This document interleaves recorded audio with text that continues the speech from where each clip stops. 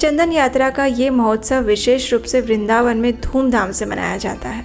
इसमें भक्तगण अपने हाथों से चंदन घिसकर भगवान के शरीर पर लगाते हैं। आइए अब देखते हैं कि अगर घर पर हम अपने विग्रहों को चंदन सेवा अर्पित करना चाहें तो कैसे करनी चाहिए। प्रातःकालीन पूजा के समय में आप भगवान को चंदन अर्पित कर सकते हैं। चंदन अर्पित करने के लिए सबसे श्रेष्ठ ये होता है कि आप बाहर से चंदन की लकड़ी लेकर आए, गंगाजल लेकर आए और थोड़ा सा गुलाब जल लेकर आए और स्वयं अपने हाथों से चंदन घिसें।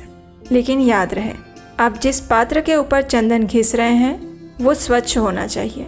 अगर कोई पत्थर आपके पास ऐसा है तो वो सबसे अच्छा है। किसी भी पूजा की दुकान पर चंदन घिसने के लिए छोटा पत्थर मिल जाता है। उसके ऊपर आप चंदन की लकड़ी के साथ उसमें गंगाजल और गुलाब जल मिलाकर चंदन को घिस सकते हैं। हाँ, उसमें श्रम अवश्य लगता है, लेकिन भगवान की सेवा के लिए किया गया वो श्रम सार्थक है।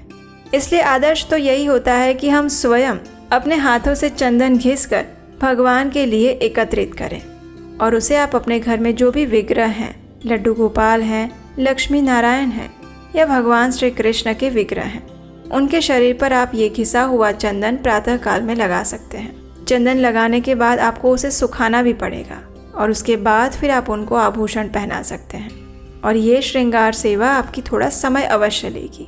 अब अगर आपके लिए ये संभव नहीं है कि आप स्वयं चंदन को घिस कर लगा सके तो कम से कम बाहर से उसका पाउडर भी लेकर आ सकते हैं और गुलाब जल तथा गंगा जल में उसे मिलाकर आप उसका चंदन का लेप बना सकते हैं और उसे भगवान के श्री विग्रह पर लगा सकते हैं। इससे भी भगवान को शीतलता मिलेगी।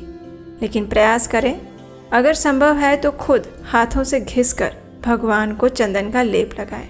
अगर आपके पास घर में कोई विग्रह नहीं है, सिर्फ चित्र हैं, तो उनके ऊपर भी ये चंदन का लेप लगाया जा सकता है। विशेषकर जो एक्रेलिक के फ्रेम्स आते हैं उसके ऊपर आप चंदन लगा सकते हैं। चंदन यात्रा का सबसे प्रमुख भाव जो होता है वो इस भीषण गर्मी में भगवान को शीतलता प्रदान करने का ही होता है। इसलिए अपने हाथों द्वारा जितनी अधिक सेवा करेंगे उतना अधिक भगवान प्रसन्न होंगे। तो इस प्रकार आप अपने घर में भी 21 दिनों तक चंदन यात्रा का पालन कर सकते हैं।